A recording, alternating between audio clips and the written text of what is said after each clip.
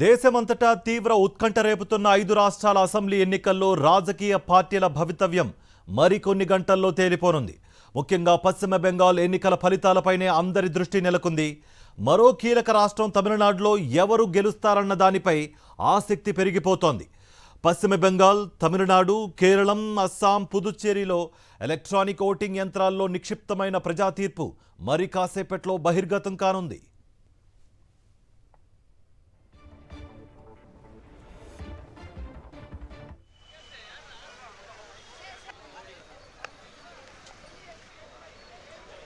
సరిగ్గా ఉదయం 8 గంటలకు పోస్టల్ బ్యాలెట్ ఓట్ల లెక్కింపు ప్రారంభమవుతుంది. 8:30 ఈవీఎంలు తెరుచుకుంటాయి. సమయం గడిచే కొద్దీ అభ్యర్థుల జాతకాలు, పార్టీల బలాబలాలు తెలిసిపోతాయి. 5 రాష్ట్రాల్లో ప్రజల ఆశీస్సులతో కొత్తగా అధికారంలోకి వచ్చేది ఎవరో, ప్రజా తీర్పును శాసించి శిరసావహించి కుర్చీ నుంచి దిగిపోయేదెవరో స్పష్టమైపోతుంది. ఫలితాల సరళిపై మధ్యాహ్నం కల్లా స్పష్టత వచ్చే ఛాన్స్ ఉంది. 5 రాష్ట్రాల్లో ఓట్ల లెక్కింపునకు ఎన్నికల సంఘం ఏర్పాట్లు పూర్తి చేసింది. కౌంటింగ్ కేంద్రాల వద్ద భద్రతను కట్టుదిట్టం చేశారు. అత్యంత కీలకమైన పశ్చిమ బెంగాల్, తమిళనాడు, కేరళంలలో వెల్లడి కానున్న ప్రజాభిప్రాయం రాబోయే రోజుల్లో దేశ రాజకీయ ముఖచిత్రాన్ని మార్చేసే ఛాన్స్ ఉందని రాజకీయ విశ్లేషకులు చెబుతున్నారు. 5 రాష్ట్రాల ఎన్నికలతో పాటు గోవా, కర్ణాటక, నాగాలాండ్, గుజరాత్, మహారాష్ట్రలో 8 అసెంబ్లీ స్థానాలకు ఉప ఎన్నికలు జరిగాయి.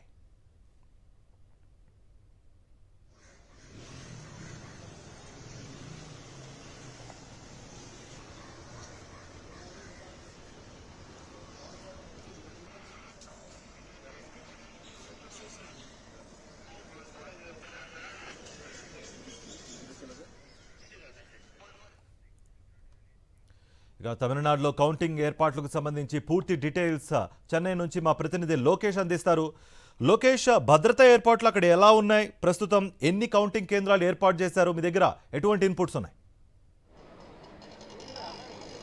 కార్తిక్, తమిళనాడు అసెంబ్లీ కౌంటింగ్ సంబంధించినటువంటి ఏర్పాట్లు పూర్తి స్థాయిలో కేంద్ర ఎన్నికల సంఘం పూర్తి చేసిందని చెప్పాలి. ఇంకా మరికొద్దిసేపట్లోనే ఎన్నికల కౌంటింగ్ ప్రారంభం ఉన్నటువంటి నేపథ్యంలోనే చెన్నై సిటీ కేంద్రంగా 3 ప్రధానమైనటువంటి కౌంటింగ్ కేంద్రాలు, అదేవిధంగా రాష్ట్ర వ్యాప్తంగా తమిళనాడు రాష్ట్ర వ్యాప్తంగా చూసుకుంటే 62 కౌంటింగ్ కేంద్రాలను ఏర్పాటు చేసింది. ఇందులో మొదటగా ఉదయం 8 గంటల ప్రాంతం నుంచి ప్రారంభమైనటువంటి కౌంటింగ్ నేపథ్యంలో మొదటగా 8 గంటల నుంచి 8:30 వరకు కూడా పోస్టల్ బ్యాలెట్ల లెక్కింపు ఉంటుంది.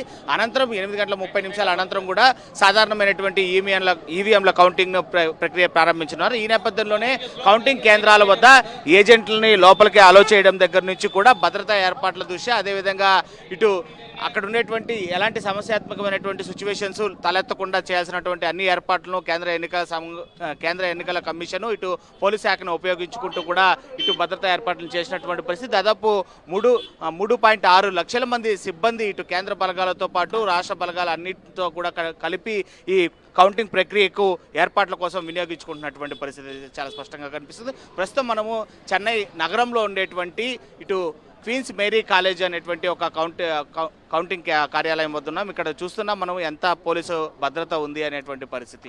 పూర్తి స్థాయిలో కార్లన్నీ కూడా క్యూ లైన్లో ఉండేటువంటి పరిస్థితి. ప్రతి ఒక్క కార్ని కూడా పూర్తి స్థాయిలో చెక్ చేసిన తర్వాత మాత్రమే లోపలికి అలౌ చేస్తున్నారు. పాస్ ఉన్న, అంటే ఎన్నికల కమిషన్ ఇష్యూ చేసినటువంటి పాస్ కలిగినటువంటి వ్యక్తులు మాత్రమే లోపలికి అలౌ చేసేటువంటి సిచ్యువేషన్ కనిపిస్తుంది. మిగిలిన ఎవరిని కూడా ఇటు నుంచి ఇటే పంపించేటువంటి పరిస్థితి.